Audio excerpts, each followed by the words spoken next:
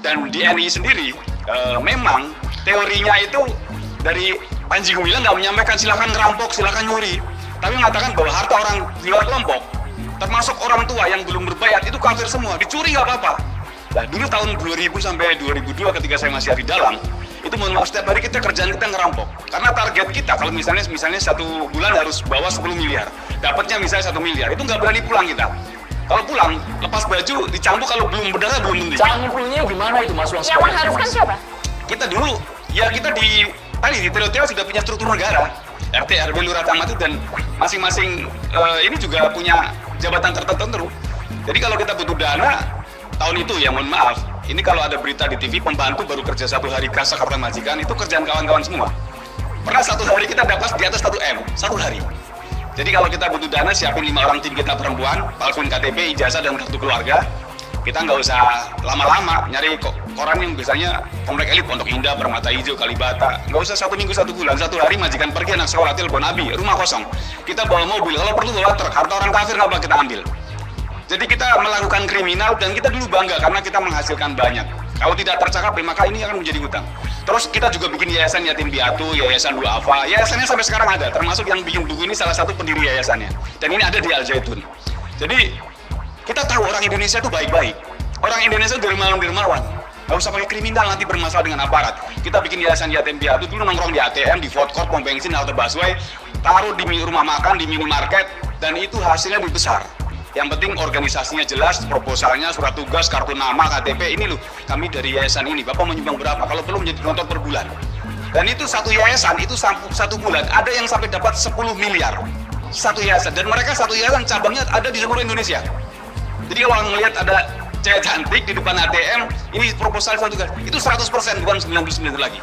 Kelompok mereka. Oke. Pada saat itu Anda usia berapa dan masih menjadi santri di Al Zaitun atau seperti apa? Masih 20-an. Saya bukan santri. Yang latar belakangnya dari Korwil tadi. Dari kita jamaah NII, tapi kita juga ke Al Zaitun ke acara-acara tertentu, termasuk ya acara 1 Muharram kita datang ke sana semuanya.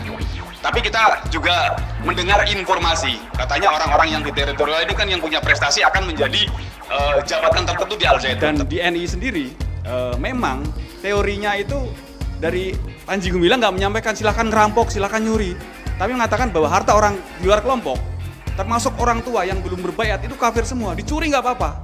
Nah dulu tahun 2000 sampai 2002 ketika saya masih di dalam, itu mohon maaf setiap hari kerjaan kita ngerampok. Karena target kita kalau misalnya 1 bulan harus bawa 10 miliar, dapatnya misalnya 1 miliar, itu nggak berani pulang kita. Kalau pulang, lepas baju, dicambuk kalau belum berdarah belum mending. Cara ngumpulnya gimana itu Mas? Yang mengharuskan siapa? Kita dulu, ya kita di TRO sudah punya struktur negara, RT, RW, Lurah, Camat itu, dan masing-masing ini juga punya jabatan tertentu. Jadi kalau kita butuh dana tahun itu ya mohon maaf, ini kalau ada berita di TV pembantu baru kerja 1 hari kasa karta majikan, itu kerjaan kawan-kawan semua.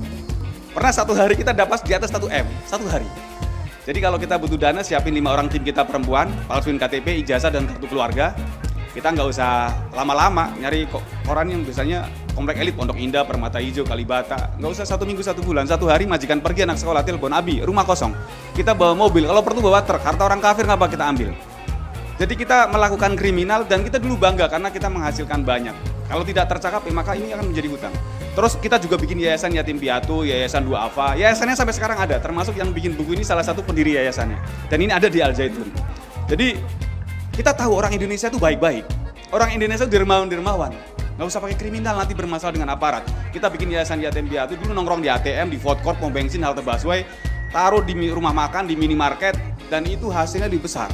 Yang penting organisasinya jelas, proposalnya, surat tugas, kartu nama, KTP, ini loh kami dari yayasan ini, Bapak menyumbang berapa, kalau perlu menjadi nonton per bulan. Dan itu satu yayasan, itu 1 bulan, ada yang sampai dapat 10 miliar.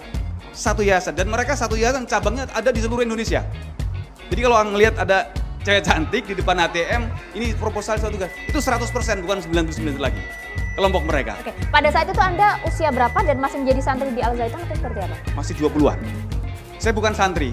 Yang latar belakangnya dari Korwil tadi. Dari kita jamaah NII, tapi kita juga ke Al Zaitun ke acara-acara tertentu, termasuk ya acara 1 Muharram kita datang ke sana semuanya. Tapi kita juga mendengar informasi, katanya orang-orang yang di teritorial ini kan yang punya prestasi akan menjadi jabatan tertentu di Al Zaitun.